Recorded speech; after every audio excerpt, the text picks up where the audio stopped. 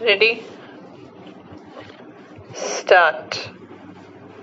During the third quarter of this century, the world has seen unprecedented progress comprising in these about 25 years an order of economic growth which is unparalleled in human history.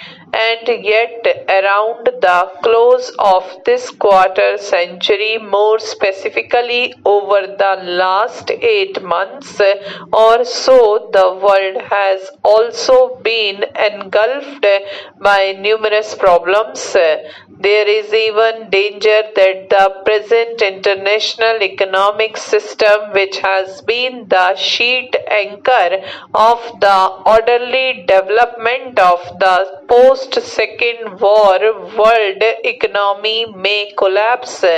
We may revert to a chaotic situation in the matter of international trade and exchanges unless corrective steps are taken to ensure the proper functioning of the international economic system.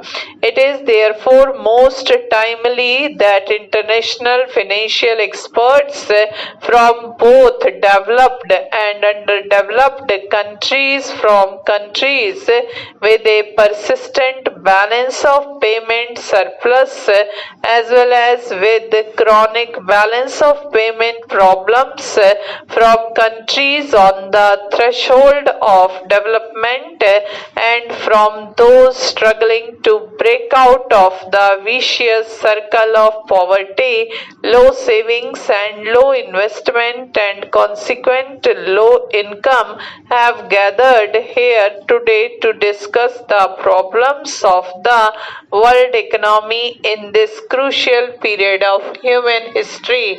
The major problem of the world for the next 25 years, as I see it, is that of bringing about a better balance in the living standards and rates of growth of different peoples inhabiting this planet. As I stated earlier, the world has seen unprecedented growth over the last 25 years, an order of growth which perhaps the world has not seen in a couple of centuries preceding this quarter century, or even perhaps over 1,000 years preceding the last couple of centuries. Nonetheless, this growth has occurred only in certain parts of the world and has left behind vast sections of the human race living in conditions prevailing in the Middle Age or even worse. This inevitably gives rise to tensions and to problems of international exchanges which are deep-seated and for which all thinking men have to find an adequate solution. In the race for growth, we cannot afford to forget or to neglect the conditions of life and the prospects of growth for large sections of the world population. Large disparities lead to tensions and create manifold problems and discrepancies with a country.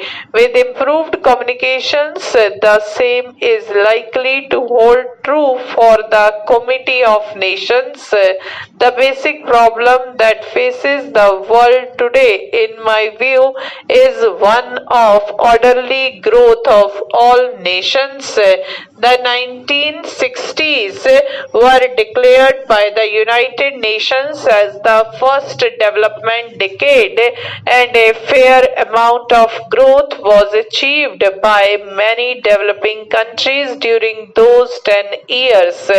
Though in retrospect, one finds that the rate of growth achieved by developing countries has still been less than the rate of growth achieved by the developed countries generally. The second development decade, however, has not seen even this modest rate of growth in so far as the developing countries are concerned. Indeed, the year which has just ended has seen unprecedented inflation in all countries of the world, with an attempt by many countries, including some developed ones, to pass on the burdens of this inflation to others, with the result that this burden has fallen on those who are least capable of bearing it. There has also been a cooling off of the spirit of cooperation and international assistance which has characterized the previous decade. I consider this to be an unhappy development. Just as no man can live and thrive by himself, no country can prosper today in isolation or in complete disregard of the well-being of its neighbors and of its trading partners around the world. This is a perspective which I feel we should keep in mind while discussing some of the present problems of the world. I have heard in many forums that the crisis in the world today arises solely because of the policies adopted by the oil producing countries. The sudden and sharp increase in oil prices has undoubtedly created certain problems for which there is need for appropriate solutions for the problems to transition and adjustment.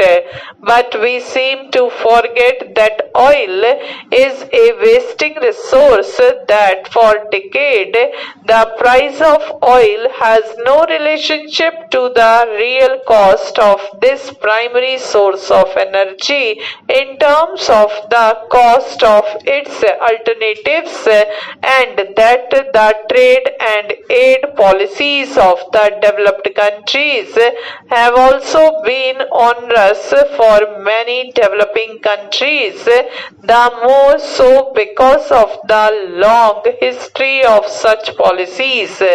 In more recent times, I find that the force of inflation are becoming infectious, and that many countries facing internal problems are seeking to pass on the burden of their own inflation to other helpless countries.